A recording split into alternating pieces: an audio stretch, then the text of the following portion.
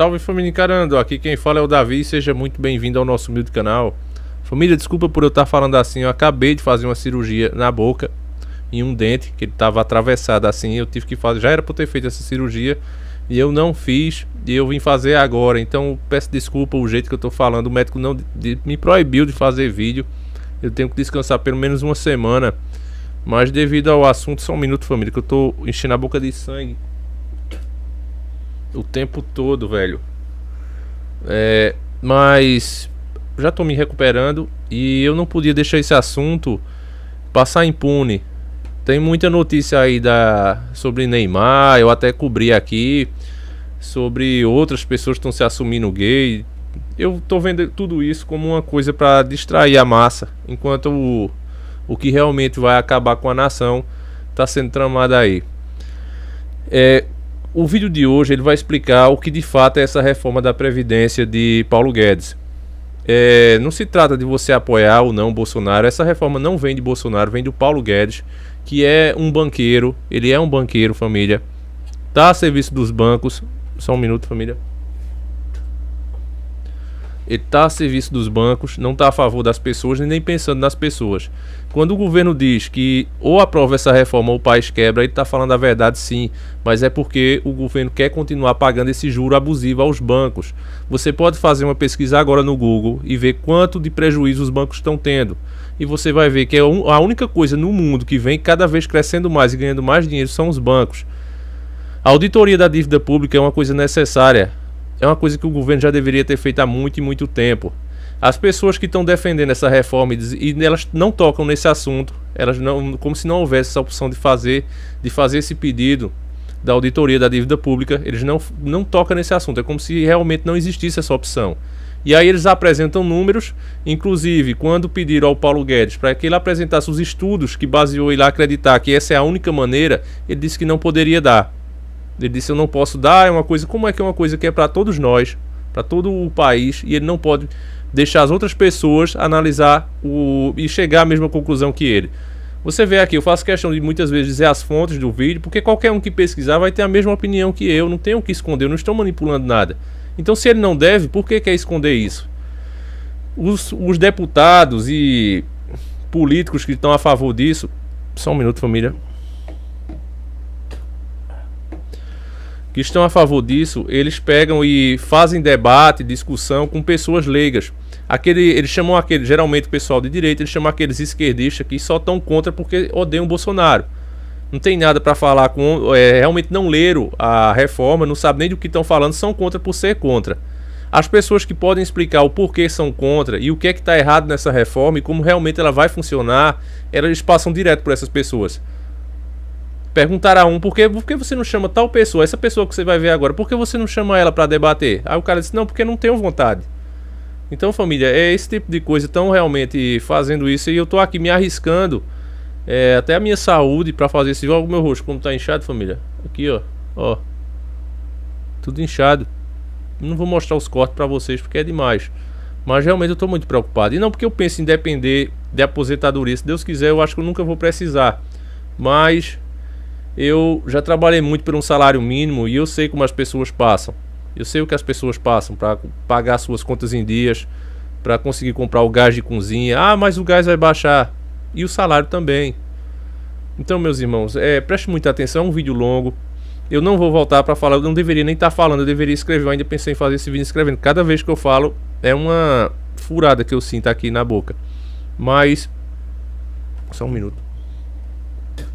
Enchendo de sangue, família. Mas eu até esqueci o que eu tava falando. Ah, sim. Eu não vou voltar, mas eu vou recomendar que, por favor, você assista esse vídeo. Se você tem alguma preocupação, alguma nacionalidade no seu coração, se você ama as pessoas, porque amar o país é amar as pessoas. Não tem como você dizer: eu sou nacionalista, mas eu só amo a terra, eu não amo as pessoas. Então você não é nada, irmão. Você tem que amar as pessoas. Eu já fiz vários vídeos aqui apresentando o que deveria ser feito para resolver esse problema do Brasil. Realmente existe um déficit, não na Previdência, mas nas formas das contas gerais. Esse juro que a gente está pagando, inclusive que o presidente está vetado de mexer nele. O presidente tem que pagar isso, é a responsabilidade fiscal. Já criaram essa lei para você ver como os senhores do mundo agem. Se o Bolsonaro não pagar, os caras dão um impeachment nele. Ele tem que pagar. Então ele tá arrumando uma forma de fazer isso. Ele não tem coragem de peitar os caras, não sei por quê. Porque como é que ele poderia peitar? Pedindo essa auditoria da dívida, mas ele não quer fazer isso. Então, irmãos, assista esse vídeo, preste o máximo de atenção nele e muitos dados que essa moça vai falar, que a senhora vai falar, você vai conferir em outros vídeos que a gente já fez há muito tempo atrás. Nem sabia que essa mulher existia. Eu nem sabia que ela existia. Chega a dar vontade de chorar, família, porque eu sou macho, viu? Mas eu nem sabia que ela existia, mas eu fiz o vídeo aqui. Eu fiz o vídeo. E estão aí, família. Tá aí o vídeo do banqueiro, tá certo? Você assiste esse vídeo do banqueiro que a gente explica vários pontos. Ela vai falar sobre FMI, ela vai falar sobre BIS e o banqueiro Illuminati, que é um cara de fora, não é daqui. Ele explicou como é que todas essas instituições funcionam e como elas ficaram maior do que os países. Então, depois de ver esse vídeo, você vai conferir, você vai ouvir esses nomes, ela vai citar esses nomes e depois você vai assistir o banqueiro Illuminati. As duas, eu acho que não sei se é 2 ou 3 partes, família. Assista, tá certo? Esse é o meu presente que eu dou a vocês. É uma forma de agradecer todo esse carinho que vocês me dão, tá, família? Então, eu acho que eu não devo voltar com mais vídeos. Eu não sei se tem vídeo guardado aí. Eu vou ver se eu deixei algum salvo. Se eu deixei, eu vou soltar eles. Mas por enquanto é isso, tá certo, família? Então fiquem com Deus, assistam e prestem atenção mesmo. E passem esse vídeo para o máximo de pessoas que vocês puderem, tá certo, família? Então fiquem com Deus, um abraço e fiquem com os vídeos.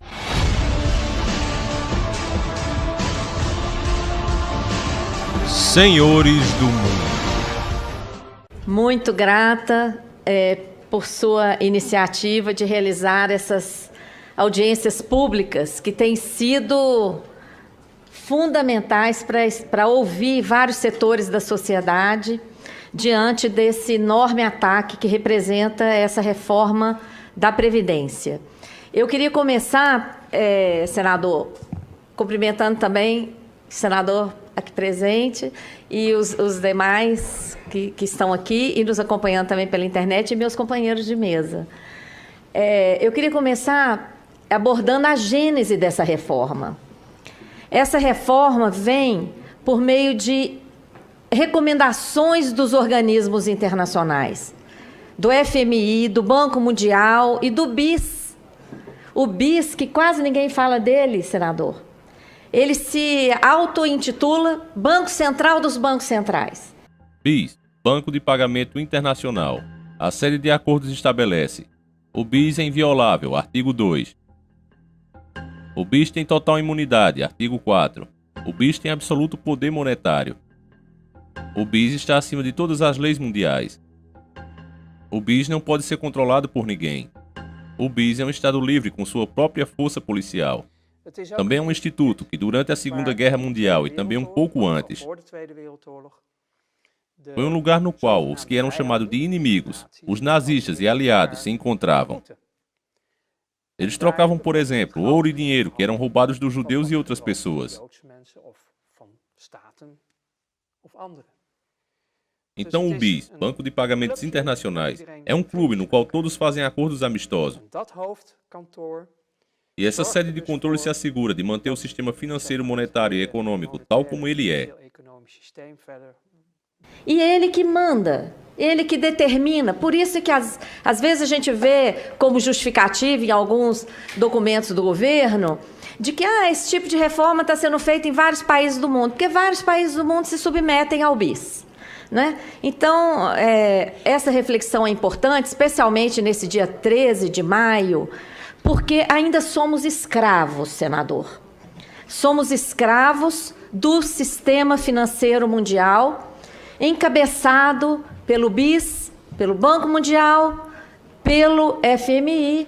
É o único valor real da Terra, está sendo retirado, extraído. Eles fazem isso usando o sistema financeiro. Abaixo do banco principal, o BIS, Banco de Pagamento Internacionais, encontramos o FMI, o Fundo Monetário Internacional.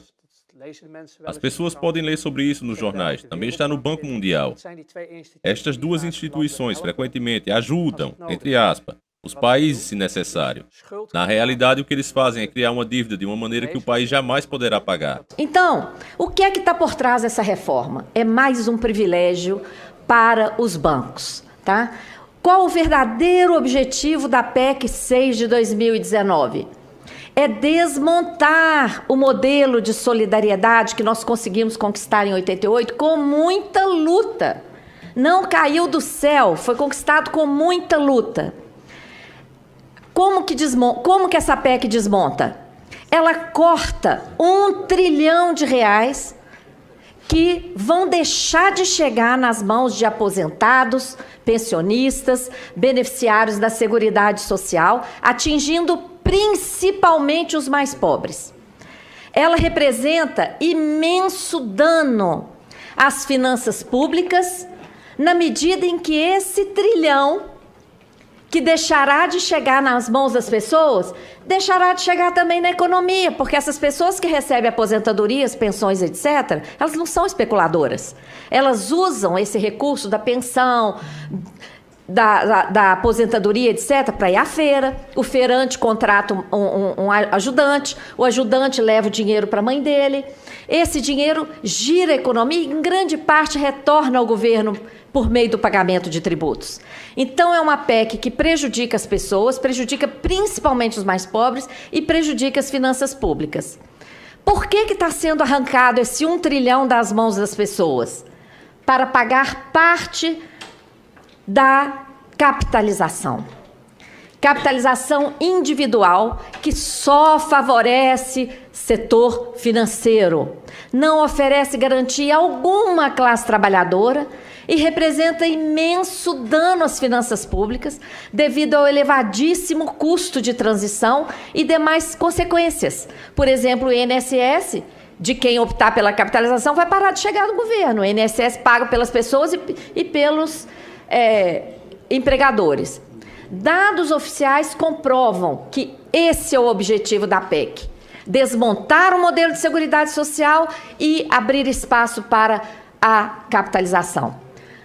A prova está no próprio texto da exposição de motivos apresentado pelo ministro Paulo Guedes e presidente Bolsonaro aqui ao Congresso. Essa foto dessa tabelinha, que se der para mostrar para quem está assistindo pela internet, é uma foto de uma tabela que está na página 66 da PEC.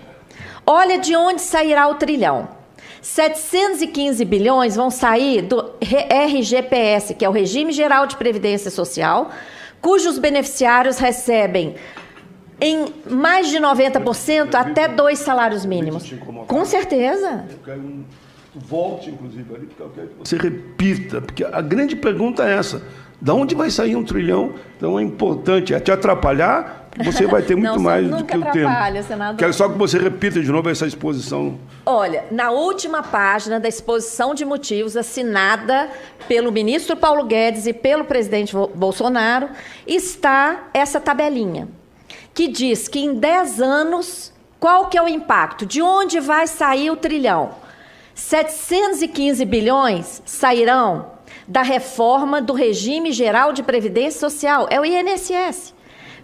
Nesse regime, as pessoas recebem mais de 90% até 2 salários mínimos, senador. E olha ali a última linha, abono salarial, mais 182 bilhões sairão de quem recebe abono salarial. Quem recebe abono? Quem ganha até 2 salários mínimos, e a PEC está cortando. Ela considera que quem ganha de 1 a 2 é privilegiado. Então, só quem ganha acima, só quem ganha até 1 salário mínimo vai receber. Então, 715 bilhões mais 182 bilhões dá cerca de 900 bilhões. Nós temos que tirar ali os 27 bilhões. Vocês devem estar vendo a propaganda que o governo está fazendo de quem ganha menos vai pagar menos. Vai pagar R$5 a menos, mas ninguém está dizendo que as mulheres, por exemplo, podem chegar a trabalhar 14 anos a mais. E os homens também. Então, tirando aqueles 27,6, nós temos cerca de 870 bilhões de reais sairão dos mais pobres, do INSS, e outros 20%, menos de 20%, sairão dos servidores públicos, que estão correndo risco de ter as suas alíquotas, que hoje variam de 11 a 14, dobrarem, tá?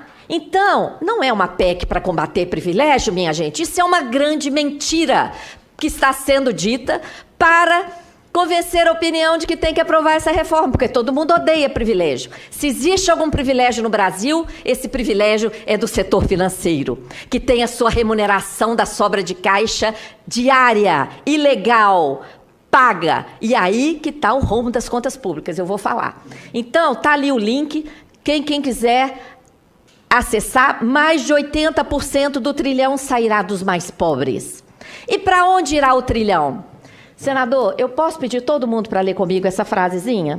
Essa frase foi dita pelo ministro Guedes no dia da posse do novo presidente do Banco Central. Eu posso pedir a vocês para lerem comigo?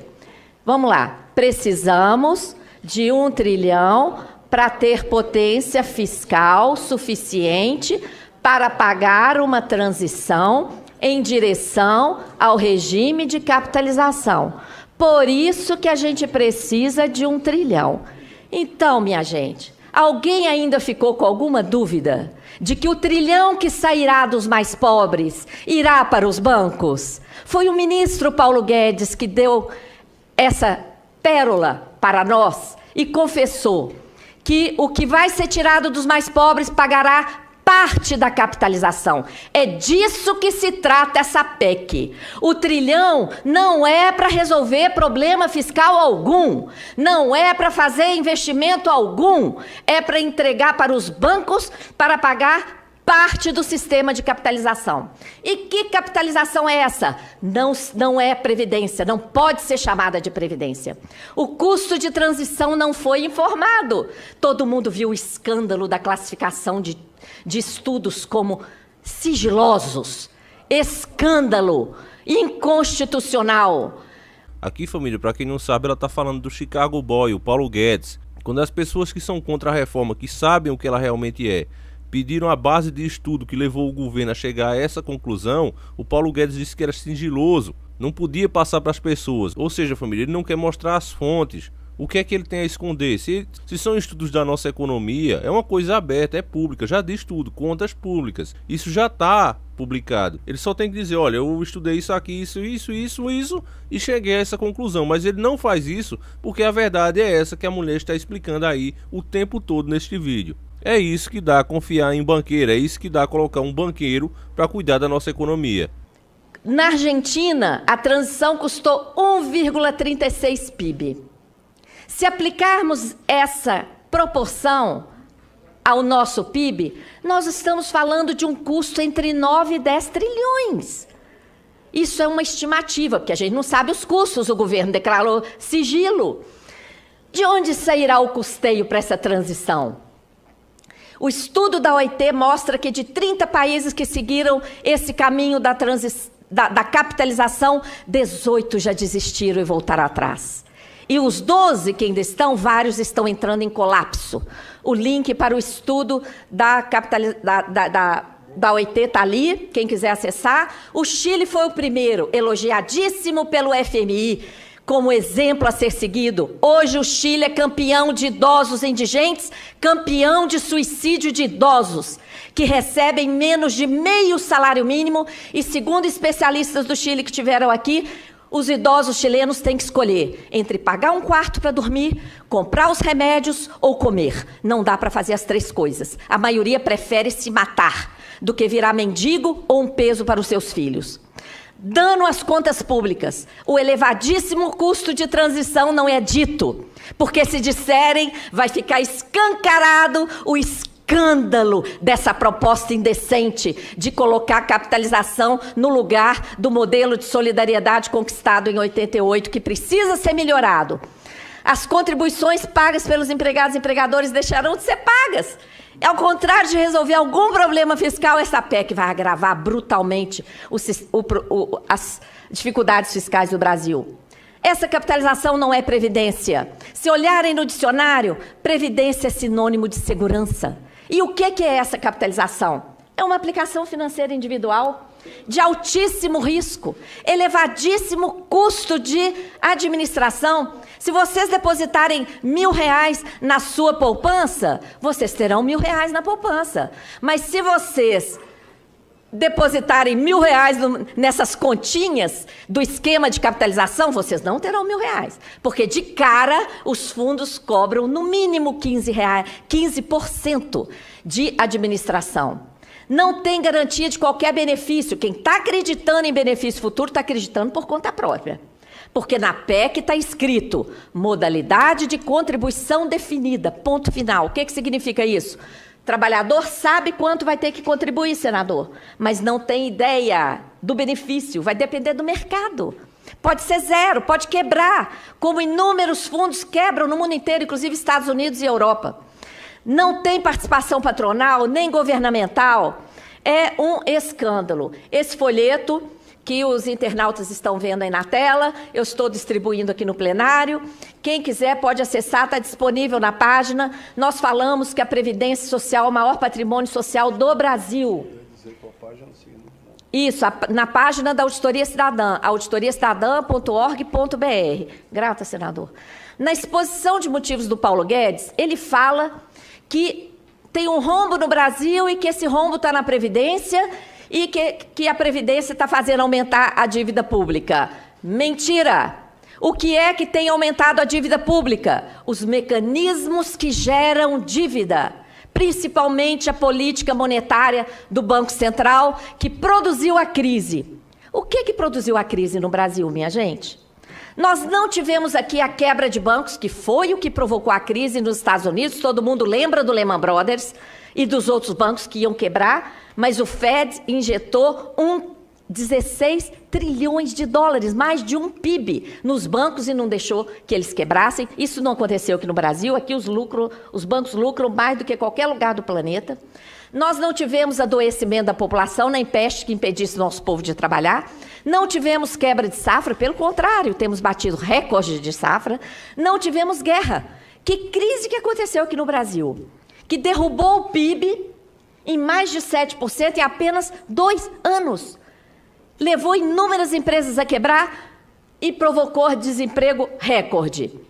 O que explica o cenário de crise se nós temos 4 trilhões de reais líquidos em caixa? Temos 1.270 bilhões no Caixa Único do Tesouro. Dinheiro de arrecadação que não pode ser gasto por causa da infame PEC do teto e de dinheiro de título emitido além do necessário para formar colchão de liquidez. Senador, como se uma pessoa fosse ao banco, pegasse empréstimo, pagasse juros lá no banco e colocasse o dinheiro no colchão para dar segurança. Colchão de liquidez, 1.270 bilhões no Caixa Único do Tesouro. 1.130 bilhões no caixa do Banco Central, remunerando a sobra de caixa dos bancos. E 1,5 trilhão em reservas internacionais. 4 trilhões. E, além disso, somos a 9ª economia do mundo. Ricos em todos os sentidos. Temos aqui nióbio, petróleo, água, terra, todos os minerais. Como é que essa crise foi produzida? Olha só, nós tivemos esse dado, esse gráfico é do Tesouro Nacional. Olha essa montanha azul, é o superávit primário de 1 trilhão que nós produzimos. Ao longo de 20 anos, 1 trilhão de superávit primário. De repente, olha lá a inversão, senador. Sem que tivéssemos tido aqui no Brasil nenhum dos fatores que produzem crise no capitalismo. Olha o comportamento das contribuições da Seguridade Social. Recorde. Todos os anos sobravam dezenas de bilhões de reais na arrecadação das contribuições sociais. O sistema de seguridade social brasileiro é altamente sustentável. Foi sustentável desde a Constituição Federal até 2015, inclusive, sobraram dezenas de bilhões de reais. E esse dinheiro não foi poupado para eventuais períodos de crise, foi desviado por meio da DRU, principalmente, para pagamento de juros e para cumprir a meta de superávit primário. De repente, as contribuições não deram conta e o governo teve que completar. Mas nem aí há que se falar em déficit. Quem fala em déficit, senador, nunca leu o artigo 195 da Constituição, que prevê a participação dos orçamentos públicos e o conjunto de contribuições sociais. Durante décadas, até 2015, inclusive, os orçamentos públicos federais nem precisaram contribuir. As contribuições foram mais que suficientes, tá? Só a partir de 2016 que o orçamento federal teve que contribuir, tá? E houve muita sobra. A arrecadação vinha subindo também, de repente mudou, tá? De 95 a 2015, enquanto produzíamos aquela montanha de 1 trilhão de superávit, a dívida explodiu, saiu de 86 bilhões em 95 para 4 trilhões em 2015. O que fez a dívida crescer, então? É evidente que não foram investimentos e gastos sociais, porque estávamos produzindo superávit primário. O superávit é a sobra de recursos depois de pagas todas as despesas com a manutenção de todos os poderes, Executivo, Legislativo, Judiciário e Ministério Público, e depois de pagas todas as despesas com todos os serviços prestados à população. Sobrou 1 trilhão. E a dívida pulou de 86 bi para 4 tri. Por quê? Por causa dos mecanismos que geram dívida. Olha onde está o déficit. Enquanto produzíamos superávit primário, o Banco Central produzia déficit nominal, brutal, por causa dos juros abusivos que são praticados no Brasil, os maiores do planeta, e outros mecanismos. Olha lá o déficit do Banco Central. Esse outro gráfico nós colocamos o juro para mostrar que o déficit é produzido pelos juros e não pelo gasto com a Previdência Social. Previdência não é problema, é solução. Um dos mecanismos mais escandalosos que produziram esse déficit é um mecanismo ilegal, praticado pelo Banco Central, que remunera diariamente a sobra de caixa dos bancos. Esse mecanismo, ao mesmo tempo, gerou 1 trilhão e 200 bilhões da nossa dívida interna para remunerar a sobra de caixa dos bancos. Olha que absurdo, senador. A montanha de 1 trilhão e 200 da nossa dívida são títulos que são trocados com os depósitos voluntários que os bancos fazem de sua sobra de caixa no Banco Central. O Banco Central entrega título para os bancos. À medida em que os bancos estão com os títulos, eles recebem juro diário. Esse mecanismo gerou um rombo de 754 bilhões de reais nos últimos 10 anos. Esses valores foram tirados do balanço do Banco Central e não está nem atualizado. Se atualizar, está aí o trilhão que o Guedes quer, senador. Então, senadores, um recado aqui para o ministro Guedes. Não precisa destruir a Seguridade Social. Ele quer 1 trilhão? Pare de remunerar a sobra de caixa dos bancos, tá? Que ele tem 1 trilhão. Mas essa operação, além de gerar dívida, além de gerar rombo, arrebentou com a economia e produziu a crise. Por quê? Produz escassez de moeda. 1 trilhão e 200 é quase 20% do PIB que está esterilizado no Banco Central. Esse dinheiro tinha que estar no caixa dos bancos, remunerando, emprestando para as indústrias que quebraram. Isso aí gera escassez de moeda. O raciocínio ao contrário fica mais fácil. Senador, o que o senhor acha que aconteceria? Senadores, o que os senhores acham que aconteceria? Isso. Se o Banco Central parasse de fazer essa gracinha para os bancos e remunerar sua sobra de caixa. O que o senhor acha se o Banco Central falasse, bancos, tomem aqui o seu trilhão. Os senhores acham que os bancos iam ficar com esse dinheiro na gaveta como o Banco Central fica? De jeito nenhum. O que os bancos iam querer fazer? Iam querer emprestar esse dinheiro. Para emprestar, o que eles teriam que fazer? Diminuir o juro. Então, juro de mercado é essa indecência aqui no Brasil, porque o Banco Central garante a remuneração de toda a sobra de caixa, diariamente, de forma cumulativa. E foi isso que provocou a quebradeira de empresa. A desculpa de que esse mecanismo é para controlar a inflação foi desmascarado em 2017. Em 2017, nós tivemos deflação. O IGP foi negativo. E se fosse verdade que essa operação é para controlar a inflação, o que o Banco Central teria que ter feito no momento de queda da inflação? Teria que ter desovado moeda. E o que aconteceu com o estoque dessas operações? Bateu recorde. Atingiu 1 trilhão 287 bilhões em outubro de 2017. Diante desse escancaramento aí da mentira, o Banco Central correu e apresentou ao Congresso o projeto de lei 9248, de 2017, um projeto de lei de um artigo só, que cria o depósito voluntário remunerado, para legalizar o depósito voluntário remunerado, que é o que já está sendo feito com essas operações. Então, minha gente, é aí que está a fabricação da crise. O déficit não está na Previdência, o déficit está no Banco Central, que produziu a crise com o juro elevadíssimo, com a remuneração da sobra de caixa dos bancos, com os indecentes prejuízos de swap cambial, que de setembro de 2014 a setembro de 2015 geraram resultados negativos de 207 bilhões. 207 bilhões teria dado para dobrar todo o orçamento anual da educação e da saúde naquele ano. Mas foram para o ralo do swap cambial. O que aconteceu nesse ano? A dívida cresceu 732 bilhões de reais em apenas 11 meses e o investimento federal foi menos de 10. Todo o crescimento da dívida foi para pagar o rombo do Banco Central. O PIB vinha crescendo desde 2005, em média 4% ao ano. De repente, 2015 também caiu. Então nós vimos, de repente em 2015... produzíamos superávit, paramos de produzir, passamos a produzir déficit. A arrecadação virou, o superávit da Seguridade virou e o PIB virou, sem que tivéssemos tido aqui no Brasil nenhum dos fatores que produzem crise que foi provocada pelo Banco Central. Enquanto a economia brasileira arrebentou, as empresas quebraram, provocaram enorme desemprego, o que aconteceu em 2015? O lucro dos bancos foi recorde. Foi 96 bilhões. E eles ainda fizeram uma provisão de 187 bilhões.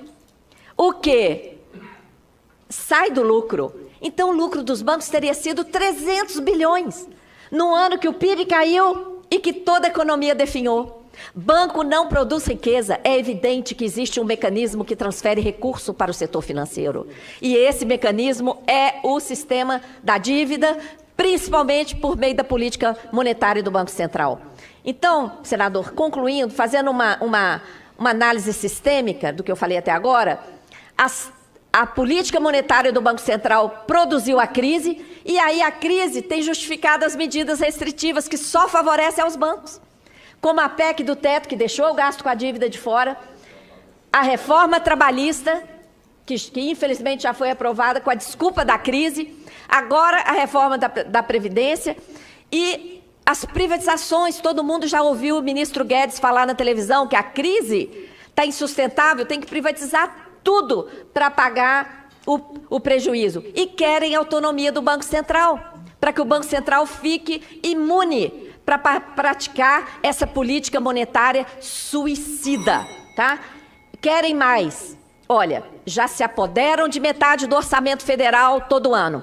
Já se apoderam do patrimônio nas privatizações.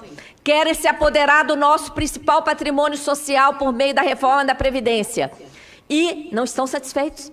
Querem se apoderar diretamente do fluxo de arrecadação tributária através do esquema da securitização de créditos públicos, tá? Que infelizmente foi aprovado aqui nesse Senado e agora está lá na Câmara. Tomara que seja barrado. É o único valor real da terra, está sendo retirado, extraído. Eles fazem isso usando o sistema financeiro. Abaixo do banco principal, o BIS, Banco de Pagamento Internacionais, encontramos o FMI, o Fundo Monetário Internacional. Quando olhamos em perspectiva, os principais gastos federais, olha lá embaixo o gasto com o pessoal. Ali o gasto com previdência, o gasto que está indisciplinado precisando de reforma, é o gasto com a chamada dívida pública.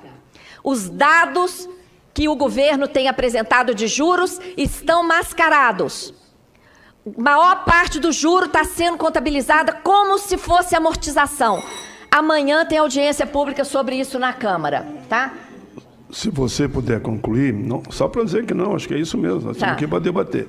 Eu dei 20 minutos, vou lhe dar mais 5, mas darei 25 minutos para cada um dos convidados. Tá. E sem prejuízo do debate depois ainda. Tá bem. Então, vou te dar mais 5, eu sei que esse estudo é longo. É porque senão não dá para apresentar a ideia, consegue, né? Vai lá. Então, no orçamento, nós da Auditoria Cidadã somamos os juros com amortizações porque provamos, desde a CPI da dívida, a mega pedalada que acontece no Brasil, que é a contabilização de grande parte dos juros, como se fosse amortização. Mega pedalada de centenas de bilhões de reais que acontece desde o Plano Real. Tá ali o link com a explicação. No orçamento desse ano, a maior parte está reservada para a dívida, 44%. Os servidores que estão aí sendo linchados recebem menos de 1/4 do que se gasta com a dívida. Eu já falei do novo esquema que desvia o fluxo da arrecadação tributária, a chamada securitização de crédito público. Tem vários documentos na página da Auditoria Cidadã. É um esquema semelhante ao que atuou na Europa e quebrou a Grécia. Os valores pagos pelos contribuintes caem na rede bancária, não irão mais direto para os cofres públicos. Irão barrar numa trava bancária que está sendo criada por esse esquema. Isso tem a ver com a reforma da Previdência, que já está reservando recurso para esses tipos de desvios, que, por infâmia, cria empresa estatal. Está sendo criada estatal em cada estado, em cada município, a exemplo da PBH Ativos S.A. em Belo Horizonte, CPSEC S.A. em São Paulo, MGI Investimentos em Minas Gerais. É um esquema, tá? Então, a dívida tem sido gerada, gente, pelos mecanismos que geram dívida, pelos mecanismos de política monetária, transformação de dívida privada em pública, elevadíssima taxa de juros, juros sobre juros, contabilização de juros como amortização, swap, remuneração da sobra de caixa dos bancos, emissão excessiva de título para formar colchão de liquidez, prejuízo do Banco Central, securitização de crédito público. Olha só os esquemas. Nada disso corresponde à dívida para investimento, tá? Por isso a gente criou o termo sistema da dívida. O sistema da dívida é um termo que eu criei para caracterizar a utilização do endividamento público às avessas. Em vez do endividamento público significar aporte de recursos ao orçamento, para que os poderes públicos possam fazer investimentos de longo prazo, o sistema da dívida funciona às avessas. É um ralo contínuo de recursos. Dívida sem contrapartida alguma. O estoque cresce, mas o dinheiro vaza para o sistema financeiro. E o maior beneficiário é justamente o sistema financeiro. Nós precisamos reduzir a desigualdade social no Brasil.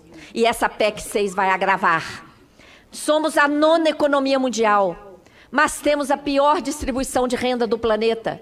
Somos o 79º país no ranking dos direitos humanos, segundo o IDH medido pela ONU, senadores. Isso é uma vergonha. O Brasil está empatado com a Ilha Granada. Com todo respeito à Ilha Granada, como é possível?